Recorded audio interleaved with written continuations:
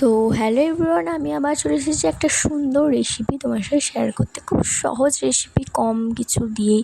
এখানে দেখো আলু ডিম সেদ্ধ করে নিয়েছি, ঠিক আছে, তাকে আর তারপর ডিমগুলো গরম জলে ঠান্ডা জলে দিয়ে দেবো। তারপর দেখতেই পাচ্ছ ডিম আলুগুলো পুরো ঠান্ডা জলে দিয়ে ঠান্ডা করবো, ডিমটা স্পেশালি। তো ডিমটা দেখো ঠান্ডা জলে দিয়ে দিয়েছি, আলুটাও এবার করেছি। আর সোয়াবিনটা যে আলু আর ডিমের যে গরম জলটা সেখানে দিয়ে দিয়েছি যাতে নরম হয়। তারপরে পেঁয়াজ রসুনটা কেটে নেবো, তোমরা দেখো ম্যাজিকের মতো। সো দেখো কীরকম ম্যাজিক করে আমি কেটে নেবো। সো নিয়ে নিয়েছি কেটে।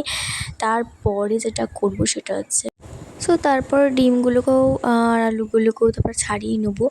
তারপর এগুলো তো দিয়ে দিয়েছি, সয়াবিনগুলো দেখতেই পাচ্ছ নরম হবে। দেন আমি যেটা করলাম সেটা হচ্ছে এই ডিমগুলো একটু খুন্তি দিয়ে হালকা করে একটু কেটে নিই, যাতে একদম ইয়েগুলো ঢোকে ভেতরে, বুঝতে পারছো তো।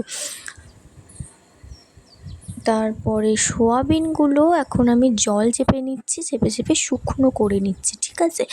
শুকনো করে নিয়ে তারপর ডিমে দিচ্ছি হলুদ। আগে নুন দিয়ে তো সেদ্ধ করেছিলাম, তারপরে হলুদ দিয়ে একদম সুন্দরভাবে মেখে নিচ্ছি, যাতে মশলাটা একদম ঢোকে। খুন্তি যে চেপেছি তারপর মশলা ঢোকে, আর এমনিতে মশলাটা ঢুকতেই হবে।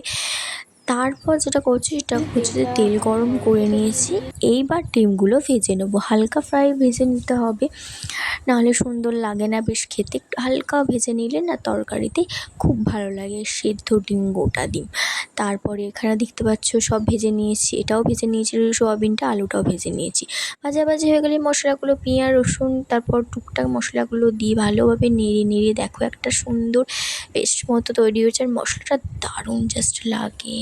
তারপর সুন্দর করে একটা মশলা তৈরি হচ্ছে, দেখো সস টস দিয়ে করেছি ভীষণ সুন্দর মতো। তারপর ডিম সোয়াবিন আলুগুলো সব দিয়ে দেওয়ার পর নেড়ে নিচ্ছি। তারপরে দেখো এটা হচ্ছে মা গুড়াম করেছে আম দিয়ে, এত সুন্দর খেতে হয়েছে, বিশ্বাস করো। আমি ওটা পরে খেয়েছি, দারুণ খেতে হয়েছে, আমি সেটা তোমার সাথে দেখিয়ে দিলাম। আর তারপরে দেখো মোটামুটি পুরো ডান। আর রেসিপিটা তোমার কেমন লাগলো অবশ্যই জানাবে, অবশ্যই ট্রাই করো, ভীষণ সুন্দর খেতে হয়।